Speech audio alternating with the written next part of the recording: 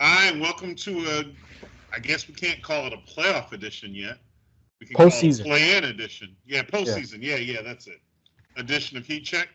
I'm John Devine. With me is Anthony Chang. He is up in Atlanta at this point, getting ready for Friday's game against the Atlanta Hawks. This is like the strangest season ever. Everything that you don't expect is happening. Like, if you looked at the regular season, the Bulls ran the Heat off the court all Yep. season. They couldn't contend with the pace. Everyone's like, okay, I don't understand. Made Josh Giddey look like a superstar and a triple double threat every day. What do? They blow their doors off. Yep. So now, on Friday, they face an Atlanta Hawks team that's depleted by injuries. Then you have your best player on the court right now, Trae Young, gets kicked out of the game against Orlando because he's pouting like a little baby. And most people would probably think the Heat's going to win. The answer is we have no idea, but we're going to fake it and we're going to pretend we do. We're going to talk about it. I guess first off, let's talk about this regular season. This is a team that, they had the Jimmy saga all around them. It left everything in an uncertain state. And then then there were three suspensions or whatever you want to call them. There were three different times where he was playing. And then you finally pull the trigger on the trade. You pull the trigger on the trade, you get players back, can't fully integrate them because perhaps your key player misses almost half the remaining games because he's injured. Then you're just trying to put them all in place. You've got a new starting backcourt. Davion Mitchell is replacing, who, at point guard, who I did not see last night. I don't know if you saw him. But if Scary Terry was anywhere on the court. He was on the bench. Yeah, he was on the bench. Exactly. So you're trying to pull that in. You've got your center for 6 years now playing power forward. You've got a guy who was in the rotation last year in JJJ, and all of a sudden, he wasn't playing until that final game where he goes nuts for 41 in a meaningless game. You just have parts everywhere. Is this team better than its 37-45 record, and that's the deal? Or is it just a matter of matchups, and this is what we've got?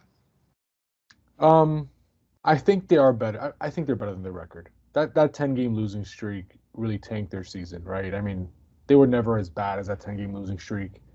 We've talked about it almost every time we do an episode. They lead the league in blown double-digit leads. They lead the league in fourth quarter blown leads. I think they're 3-11 in games decided by 3 points or less, which that's kind of being unlucky. Like, that means they're in a lot of games and they haven't won most of them. So their record should probably be better than it is, right? Their net rating is basically flat at 0, but usually that means you're a 500 team. It's probably where they should be.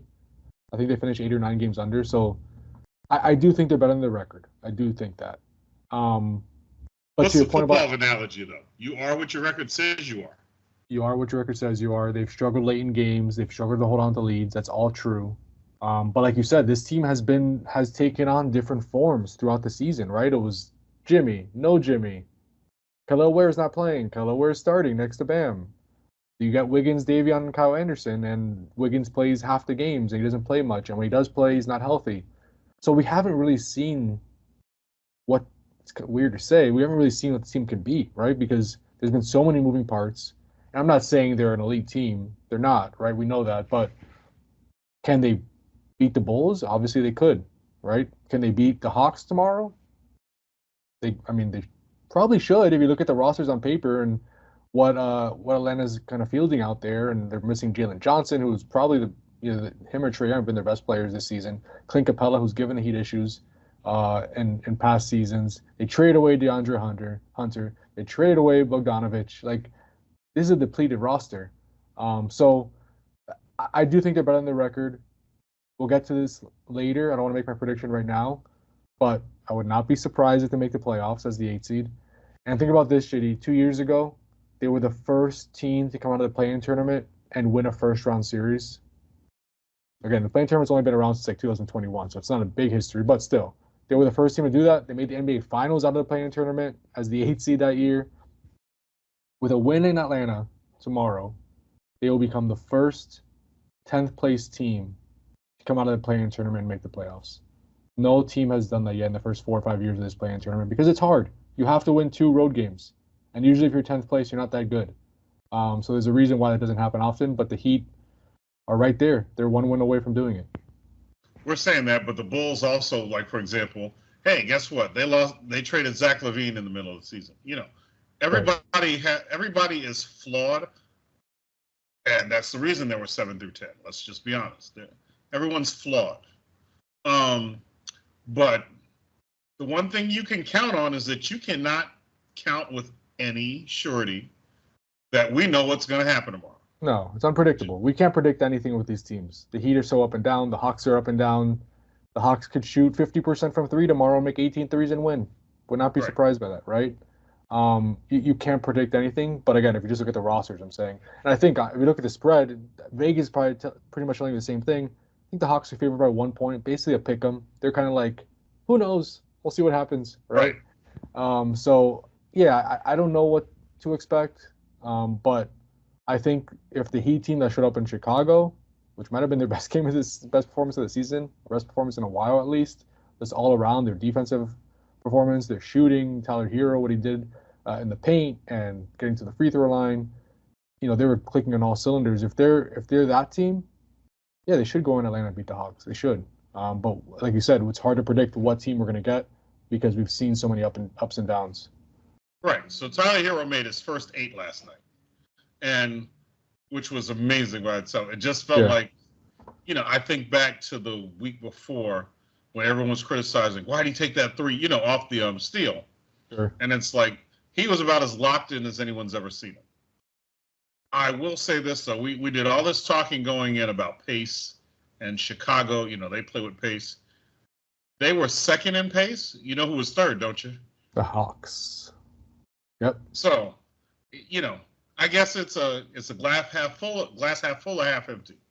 Either you have a blueprint on how you want to play a team with pace, or, the same type of team that blew the Heat's doors off 3 times in the regular season. That's the kind of team they're playing now.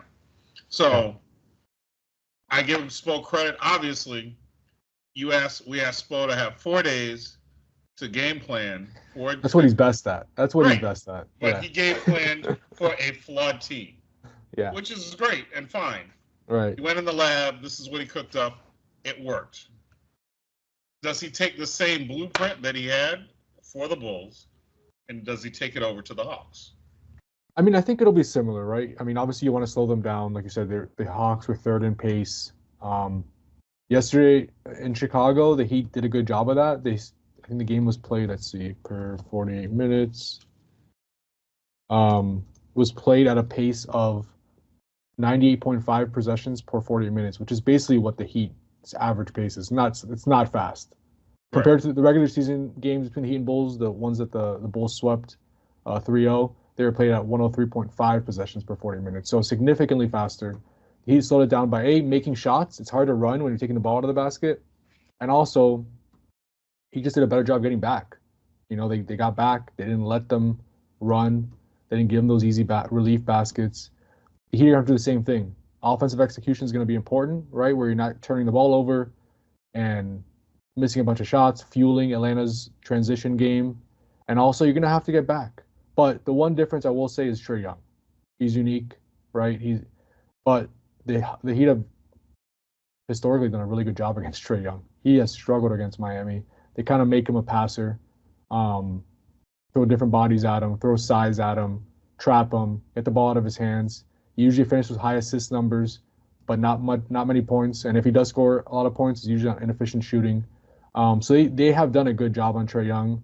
I mean, you go back to that first round playoff series when Jimmy was still here, I think in 2022, I believe, where they won in 5 games. Trae Young did not do much in that series. Even this year, I think he's shooting under 40% from the field against the Heat. So they're going to try to make other people beat them. And like we've said at the start, the Hawks are missing a lot of their best players, a lot of their best members of their supporting cast. So it's going to be tough. But the Hawks are going to need some big games from others around Trae Young because if history says anything, Eric Spoelstra will not let Trae Young beat them. He will not. He will make him into a passer. Well, the one other thing I think we can agree on is having Davion Mitchell. Huge, yeah. Is huge. I mean, look, no one. when you shoot with the range that Trae Young has, no one's ever going to really, quote unquote, stop anybody. But he's going to make it really difficult. He's going to keep him from getting to his spots, getting to his favorite shots. He's just going to, like we said, I don't think we've had that much on-ball defense on the guy bringing the ball up like this for a while. So at least maybe he can wear him out. Don't forget about Gabe Vincent. Come on. Gabe Vincent was. Well, I was going to say since Gabe Vincent, but that's what you're dealing with. And let's give Anthony Wiggins a little bit of credit yesterday too, because like we said, Giddey was wearing people out. We said Wiggins had missed half the games. Even last week, he's still trying to get, quote unquote, get right and get healthy. But it was another body to throw at him. Mm-hmm. And, even from his time in Golden State, he has learned about defense. I know Spo always talks about positionless defense, and I always think that his overall dream would be to have 5 guys on the court who are between like 6'5" and 6'9", and they can all interchange. Yes, yeah. 5 BAMs. And I think, Wiggins, obviously not to the extent of Bam, gives him some of that.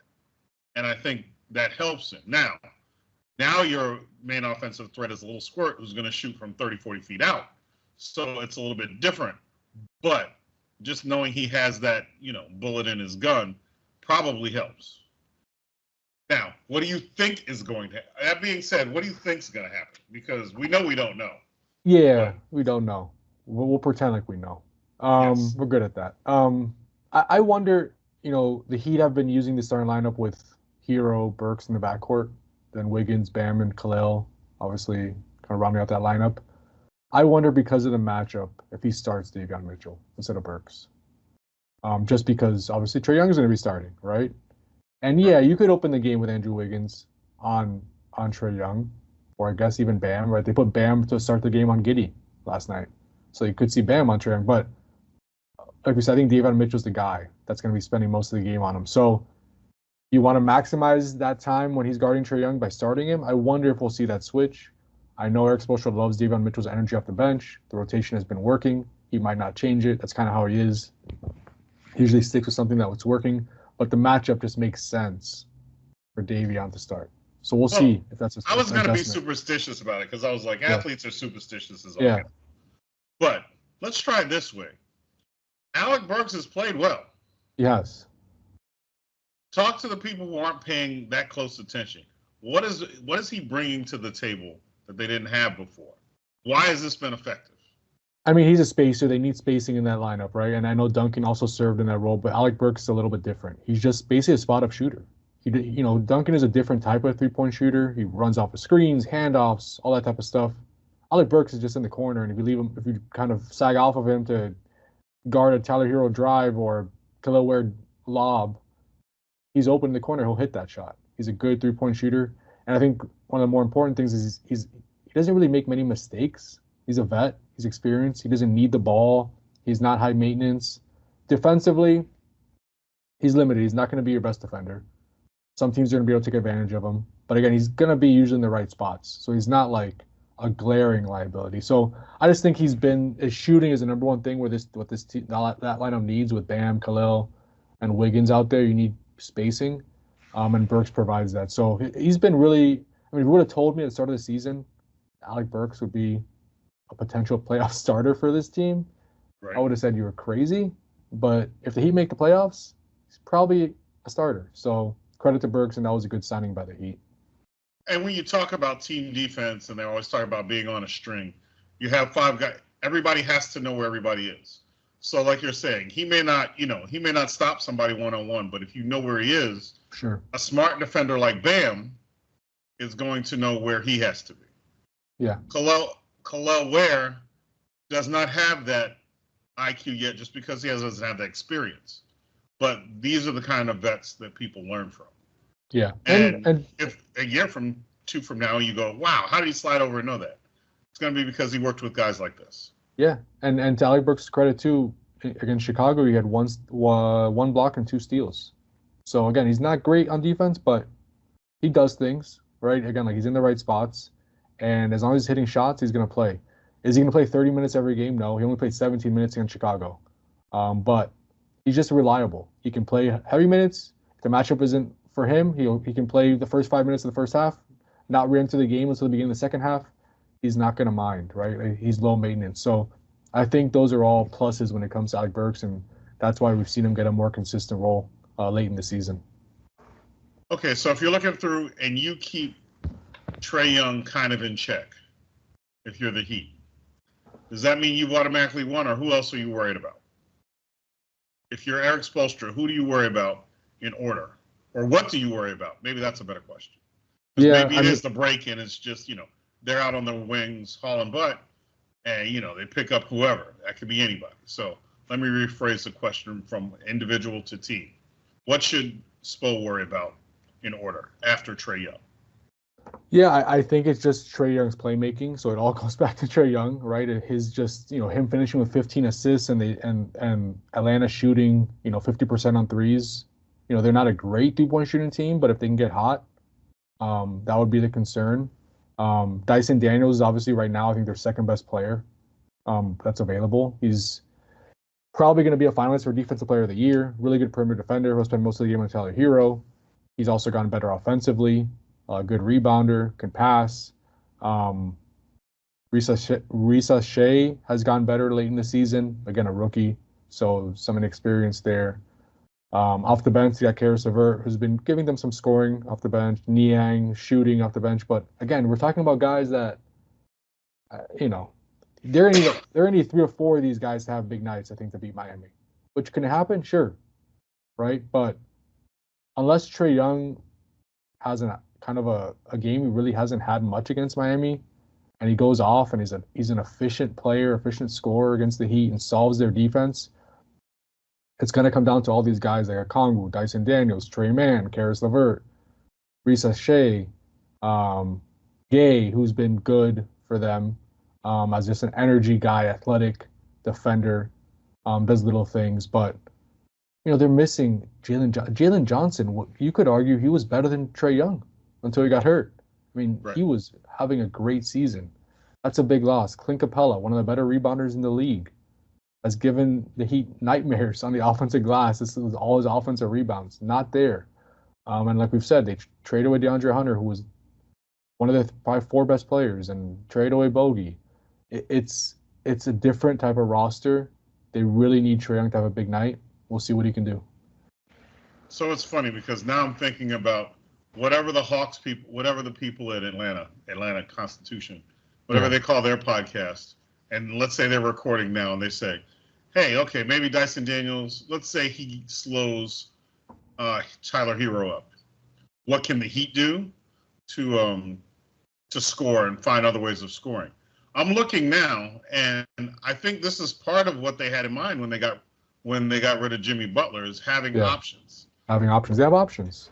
They have grown options in the course of the year. Now, are these options 20, 25-point game guys who can go get their own bucket?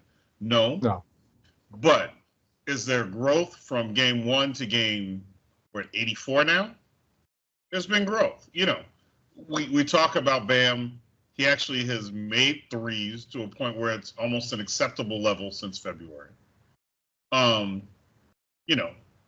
We say Anthony Wiggins has a different role, and he's still learning his offensive role. But we talked about Burks being a spot-up shooter over here. We talked about Davion Mitchell trying to actually get to the hole. You've got guys off the bench who can shoot. Duncan Robinson off the bench, right? They can get hot. It's different. At least you're confident that there is an option in case Tyler Hero does not go 8 for 8 in the first half. Yeah, I mean you have basically 3 guys, including Tyler Hero, who you would not be surprised if they score 25 points tomorrow. Right. I don't think Bam, Wiggins, Tyler. Those are 3 guys that if they score 25 points tomorrow, you're like, okay, that's not an outlier. That can happen. The Hawks, you look at their roster, other than Trae Young, would anybody not surprise you? I think anybody who else would score 25, 30 points for them would be surprising. So I don't want to simplify it. That's really elementary. But you just look at the depth of talent. The Heat have the better depth of talent here. Again, because of different factors, because of injuries, because of trades, all that. Heat are relatively healthy at this point, which they haven't been for most of the season. They win the depth battle. But again, this could all go out the window if, I don't know if you remember, JD, like in February or March when the Heat went to Atlanta and lost. They shot like 30% from the field and like 10% on threes and scored like 80 something points. If that happens again tomorrow and the Heat can't make shots, they'll lose. So some of this just comes down to make or miss. Will the Heat go cold? Which we know that they can't. That can't happen. We've seen it many times this season. Hey, the Heat's also a team that's lost to Washington twice. So exactly before you guys start booking your tickets to Cleveland, just realize anything can happen with this. I did so. Yeah. Well, you had to. Well, and let's be honest, Risa Shea has had a better second half. He has. He was the number one pick, but he's very, very, very green. If this was 2 years from now, you go, well, maybe he can show up. It's too early for him. It would be a minor miracle if somebody like that had a breakout. Yeah. All that being said, what do you think's going to happen? How do you think this game's going to go? I think the Heat are going to find a way to win and become the first 10th place team to make the playoffs, because that's just what the Heat does. They want the hardest path possible. They want to stay on the road for 9 days, go straight from Chicago to Atlanta, then 2 games in Cleveland, and take on the top-seeded Cavaliers. Have been one of the best teams in the league for the entire season, the best team in the Eastern Conference for the entire season. And will the Heat win that series against Cleveland? They'll be huge underdogs. But just making the playoffs, I think, I know there's higher standards right now. There's higher standards right now. For the Heat, always is the championship standards. But considering what the season has been, you can make the playoffs from where this team was a month ago when they were in the middle of a 10-game losing streak. And you've seen some positive trends the last few weeks. I think that's big and that's important, and that's you could call some a relative success compared to what it could have been, or the way it looked a few weeks ago. So the national media, of course, they had their own narrative because Golden State played in its playing game before the Heat's playing game, and Jimmy went absolutely nuts. They were talking playoff Jimmy, like, oh, look, there's a guy in the playoffs who shows up big. You think the Heat could use something like that? But let's just be honest. If he was here, do you think you were getting those 38 points from him here? There's no way. No. Not the way this thing devolved. So No. They needed to trade him. They didn't want to trade him, right? They started out the season saying we're going to play out the year. That's what they were hoping for. But it got to a point where they had to trade him. There was no choice. And for you South Florida fans, it's kind of like, I don't know, the Dolphins and you had Jalen Ramsey doing the same thing. There comes a time, the way athletics are now, when athletes, especially stars, start squawking saying, I need to get out of here. Yes, I understand ownership's like, we have the power in this, but let's just be honest. It shifts, it tilts. And it depends on how willing an athlete is to burn it all down to get what he wants. And some who have a big face coffee here in Miami, they're willing to burn the whole place. Some are like, well, I'll just wait. But let's be honest, they have a limited amount of time to do what they want to do. And if you have a limited amount of time, it's just a matter of how that maturity goes. We can talk, and we don't even need to talk about that. But what we do need to talk about is, with the Golden State Warriors advancing to the playoffs, what does that mean for a draft pick for them? Yeah, so it means the Heat will get their the Warriors' first round pick, which is going to be this year, which is going to be either 18th, 19th, or 20th, depending on a random drawing on Monday between the Warriors, Memphis, and the Bucks, because they all finished with the same regular season record. So he will have at least one pick this year unless they trade it, coming from Golden State. And then if the Heat wins in Atlanta on Friday and makes the playoffs, their own pick will go to Oklahoma City. So then they'll only have one pick, and it'll be the Warriors' pick. If they lose in Atlanta, the Heat will keep its pick because it's lottery protected. They will be in the draft lottery as the 11th lottery seed, and they will be on track to have 2 picks, their pick and the Warriors' pick. So I know some fans are hoping they lose and the Heat can have 2 picks and a lottery pick and a 2% chance at Cooper Flag and a 9% chance, I think, at a top 4 pick. Some people want that. But the downside to that is then if you don't convey the pick this year and you miss the playoffs, then the 26th pick is unprotected to Oklahoma City, and that Terry Rozier pick you traded is unprotected in 2028 to Charlotte. So there you kind of leave you're left kind of vulnerable there. If you have a bad season or a star gets hurt and you're one of the worst teams in the league and you have a top 5 pick, all of a sudden that's being traded because there's no protections on it. So that's the downside of having 2 picks this year is it's going to really force the Heat to be good, which is good, but there's always a risk in that. So this means if you're a Heat fan tomorrow night, no matter what, whether you're optimistic about their long-term outlook or pessimistic, you have something to root for. Yeah. You could root for them to lose and go, let us get it. Maybe we can get something in the lottery. Or you could say, but you have 2 picks. So pick your poison, And like I think we've said before, the Heat, even though the front office isn't a big fan of making first-round picks, and before they weren't a big fan of rookies, they have done well with rookies recently. So just keep that in mind. But they can still go whale hunting. I guess it depends on you're looking at the salary cap, and we'll do that in the offseason. We won't do that right now. We'll do that in the offseason. But just remember, people, the playing game does not technically count as a playoff. It is a precursor to it. Yes. So that's why they can still get their draft pick. So correct. I know it's semantics and it's just pretty much picking nits, but all you care about is whether your team can get a draft pick or not. Right. And that will be determined on Friday night in Atlanta. Right. Whether they win or lose that game. So we'll know Friday night whether they have 2 picks or not. And we'll know if they're on their way to Cleveland to take on the top-seeded Cavaliers and see if they can put a scare into Cleveland. I guess that would be interesting, like to see what this team could do against a team like that and what Spo could cook up for Cavaliers team that I think some people still doubt because they haven't won a championship yet and they haven't seen the core do it. But man, Cleveland's been a machine this season, so that will be a really, really tough series for the Heat, and they'd be, again, big underdogs if they get there. And that's the thing. I don't think they quite get the respect that they deserve as the number 1 seed going into the season. Because if you told me in the season that Philadelphia was getting the number 1 seed and Cleveland may not make it, you could make an argument for it. Mm-hmm. You really could. But, they have matured a lot. They are running 2 big guys out there, and they are effective. They have a start.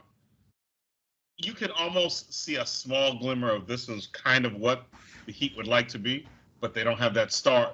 They don't have a Spider Mitchell. Yeah. Spider Mitchell is a big difference, Then you have Darius Garland, you have shooting, Tyler. You have old friend. Huh? Tyler, boy wonder. I was going to put Tyler with Darius Garland, but okay. But, you have Max Strus. You have old Heat friend Max Strus. Yeah, Max Strus. They're a deep team that, we like to get caught up in star power if you look on national broadcasts all the time. You didn't see them as much as they probably deserved, but there's a good team. And if they make the playoffs, you're going to see them anywhere from 4 to 7 games. So you'll get an up-close look. So they'll be rested, too. They've been out for like a week.